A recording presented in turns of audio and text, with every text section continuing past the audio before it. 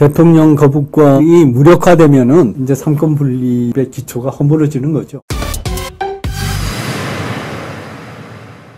제가 오늘 아침에 출근을 하다가 모 방송국에 출연한 민주당 조정식 의원의 인터뷰를 들었습니다. 지금 이제 국회가 22대 국회 원구성을 앞두고 있는데 이제 국회의장을 선출을 하게 되는데 아마 민주당 내에서 의원들 투표로 국회의장 후보를 선출을 하고 그걸 이제 본회의에서 투표하는 절차를 밟을 텐데 추미애 의원도 6선이고 조정식 의원도 6선이어서 두 사람 간의 대결이 되지 않겠나 하는 그런 전망이 있습니다만은 오늘 조정식 의원이 출연하는 과정에서 어떤 얘기를 했냐 하면은 진행자가 국회의장에 요구되는 중립성 문제, 즉 민주당을 탈당을 하게 되고 그러니까 정당이 없는 상태에서 국회의장은 중립적으로 국회를 이끌어 가야 되지 않냐라고 질문을 하니까 이번 국회의 어떤 탄생의 배경은 국민들이 민주당을 1당으로 만들어줬고 민주당을 다수당으로 만들어줬기 때문에 본인은 비록 국회의장이 되더라도 민주당의 정책을 잘 받들어서 관철하는 것이 국민을 위하는 길이다. 이렇게 얘기를 해서 제가 깜짝 놀랐거든요.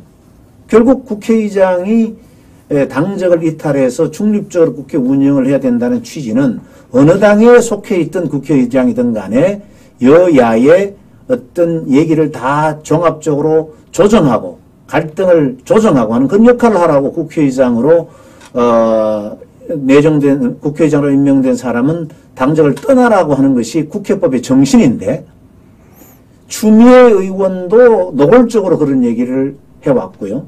조정식 의원도 본인이 국회의장이 되면은 당의 뜻을 받들어서 국회를 운영하겠다. 그렇게 얘기하고 그전 21대에 국회의장을 했던 민주당 출신 국회의장들이 그걸 못했기 때문에 이렇게 문제가 생겼다는 취지로 얘기를 해서 제가 교수님께서 신 의회 독재라고 하는 말이 이게 빈말이 아니다라고 하는 그런 걱정이 들었습니다. 네. 이 22대 국회가 어떻게 될 것으로 전망이 되시고 아마 걱정을 하시니까 이런 글을 쓰신 것 같은데요. 네. 제가 200석의 가능성을 놓고서 참 많은 고민을 해봤어요. 네. 민주당이 정말 200석을 차지하게 된다면 네. 우리나라에 어떤 일이 일어날까라는 걸 생각하니까 정말 우리나라는 끔찍한 상황으로 몰리더라고요. 엄연히 삼권이 분립된 나라입니다. 네. 그런데 그동안에 민주당에서는 특히 이해찬 전 대표가 그 얘기를 중심적으로 했지만은 5년 가지고는 부족하다. 네. 저 적폐 세력의 이 적폐를 완전히 청산하려면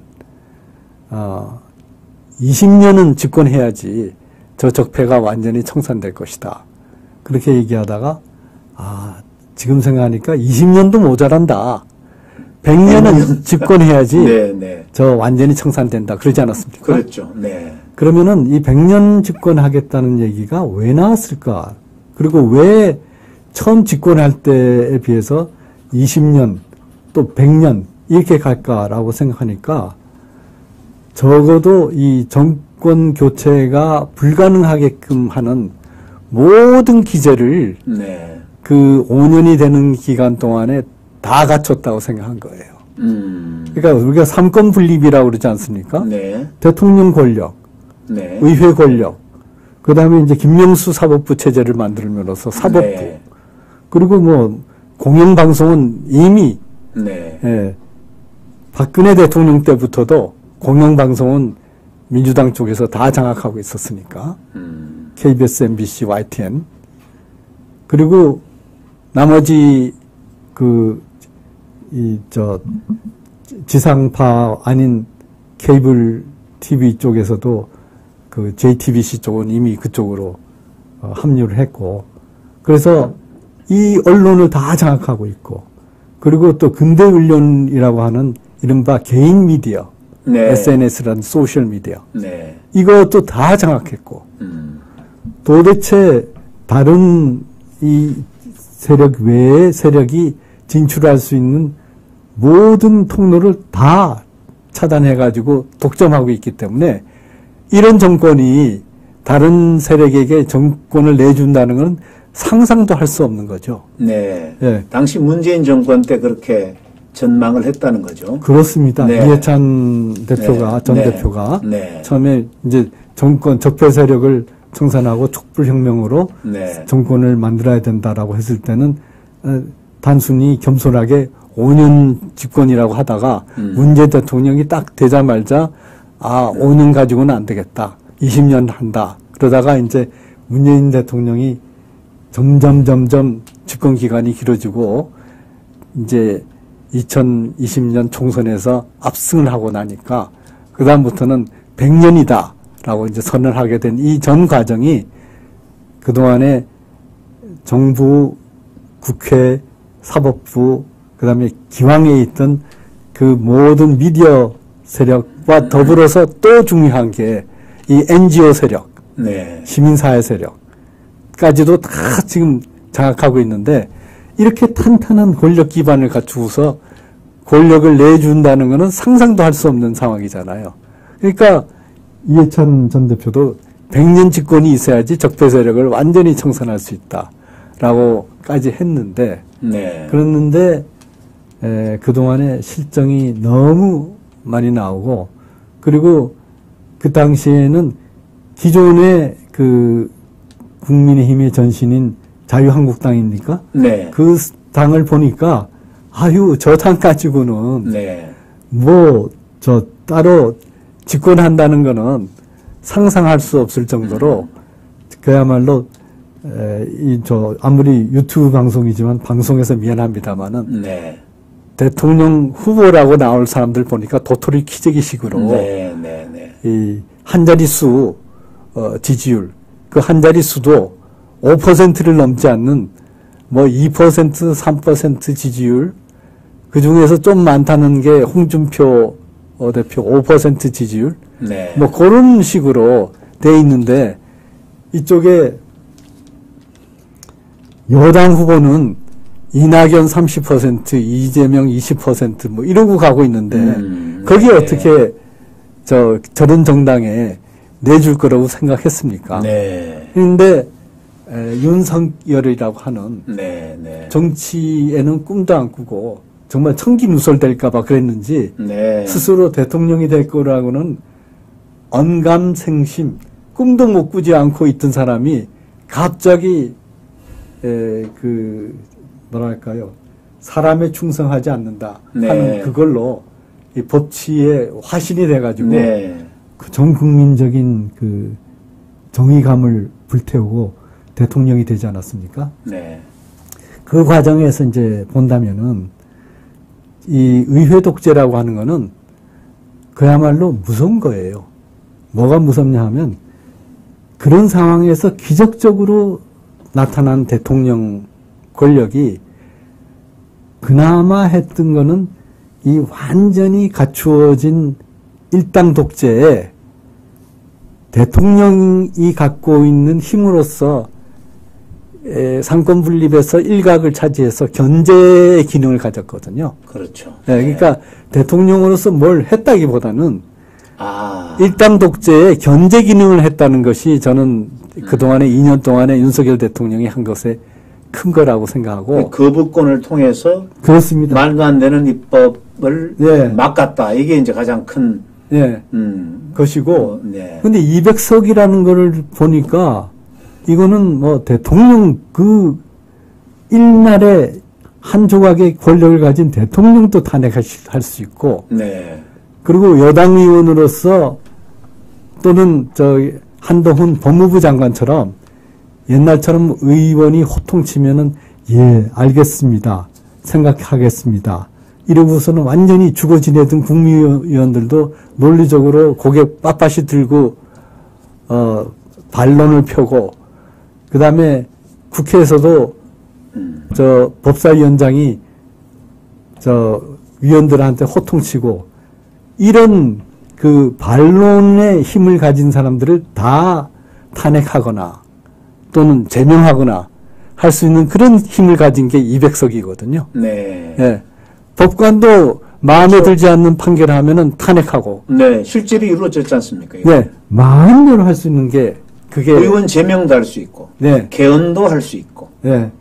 그런데 오늘 아침에 그 조정식 의원은 그 거부권을 무력화시키는 그런 제도적 장치가 필요하다고 하면서 180석으로 제2요구권에 대한 그 제2요구권을 무력화시키는 의석을 180석으로 만들어야 되는 것을 검토해야 되겠다 이런 얘기를 했습니다. 네, 이제 그것도 네. 사실은 대통령 거부권이 무력화되면은 네. 사실은 이제 순환노법이 되는데 그마저도 필요 없고 대통령 거부권이 살아있는 한 그 법안은 성립 그렇죠. 안 될 것이고. 네, 그렇죠. 그래서 그거는 본인들의 어떤 희망사항일 수는 있겠죠.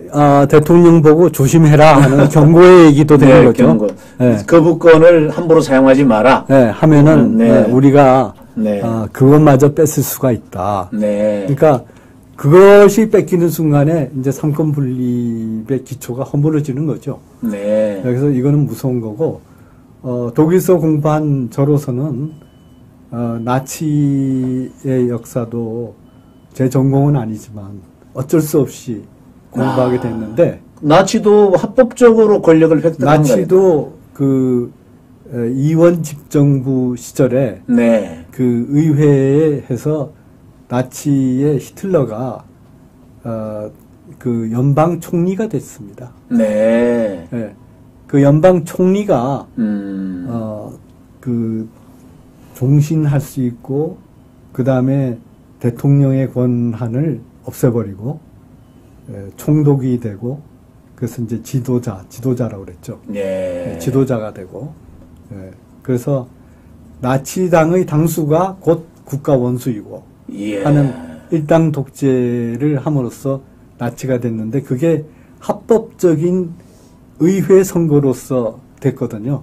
네. 그래서 그 200석이라는 걸 딱 하니까 저는 이거는 나치 시대가 다시 오음을 하는구나. 그래서 제가 언제 이 아시아투데이에 이각범 칼럼을 통해서 썼습니다마는 이것은 우리가 경험한 두 가지 독재. 네. 하나는 군사 독재. 예. 그거는 극복이 됐고 지금 그 윤석열 정부를 일컬어서 군사 독재 다음에 검사 독재라고 그러는데 그거는 정말 말도 안 되는 얘기고 두 번째가 저는 운동권 독재 내지는 이번에 보는 더불어민주당 독재 내지는 모르겠습니다. 사람의 이름을 댄다면 이재명 독재가 될지 네. 그런 시대가 지금 오고 있는 것이 아닌가 하는 생각이 들어서 네. 200석이 된다고 하는 것은 바로 의회를 통한 독재가 이루어지는 시대고 의회 독재는 유신 독재보다도 더 무섭다.